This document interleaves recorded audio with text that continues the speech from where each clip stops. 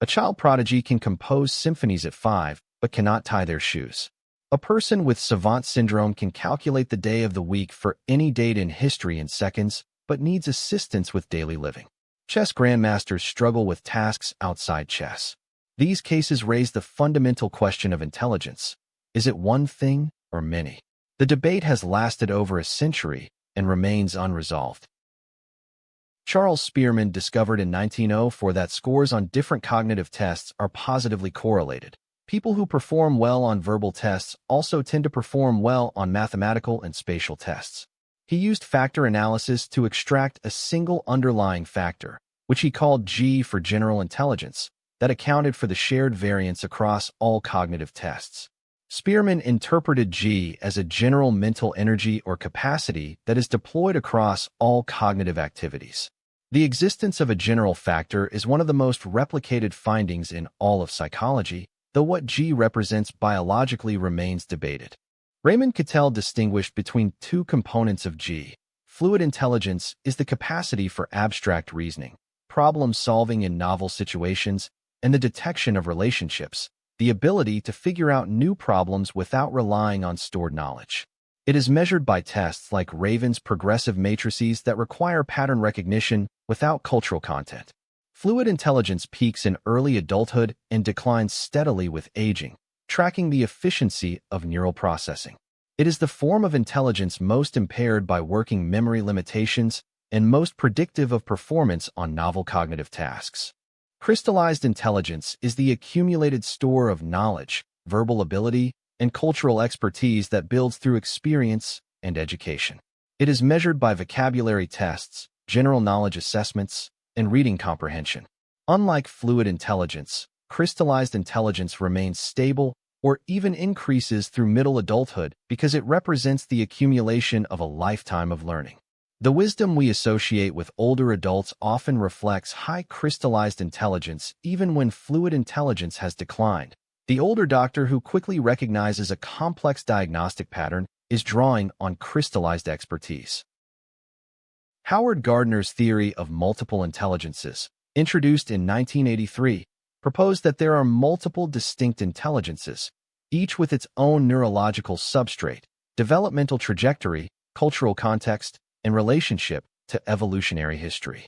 Gardner identified at least 8: linguistic, logical mathematical, spatial, musical, bodily kinesthetic, interpersonal, intrapersonal, and naturalist. Gardner argued that traditional IQ tests measure only linguistic and logical mathematical intelligence while ignoring the others. The theory has been enormously influential in education, but has faced criticism for lacking strong psychometric support. Robert Sternberg's triarchic theory of successful intelligence proposes 3 distinct forms: analytical intelligence, the ability to analyze, evaluate, and judge, which is what IQ tests measure; creative intelligence, the ability to produce novel, high-quality ideas and solutions to new problems; and practical intelligence, the ability to apply knowledge effectively in everyday real-world contexts, sometimes called street smarts. Sternberg argued that success in life requires all 3, and that educational systems overvalue analytical intelligence while undervaluing creative and practical abilities. The empirical evidence for a general factor of intelligence is very strong. Factor analyses consistently reveal a G factor that accounts for 30 to 50% of the variance in cognitive test batteries.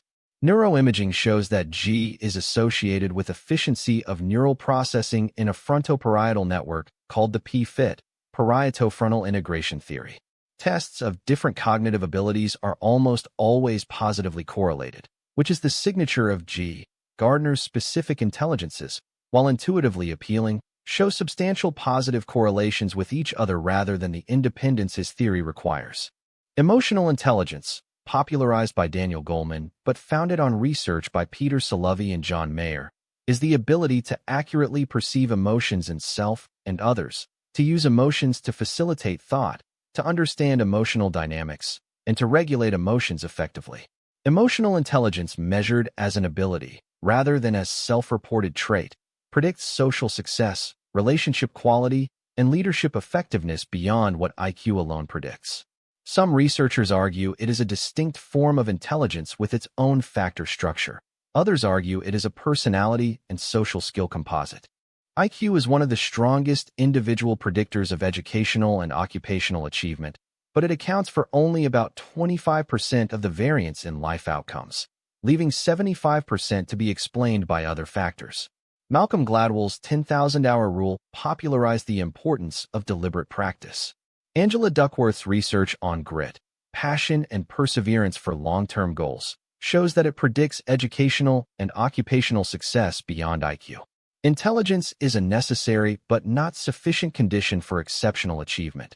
Above a threshold, motivation, creativity, and contextual fit become the differentiating factors. Intelligence is real. It predicts real outcomes across domains and has real biological correlates. But it is also complex, multidimensional, and far from the only thing that matters for human flourishing. The debates between G theorists and multiple intelligence theorists reflect a genuine tension in human cognitive architecture that careful science is still working to resolve.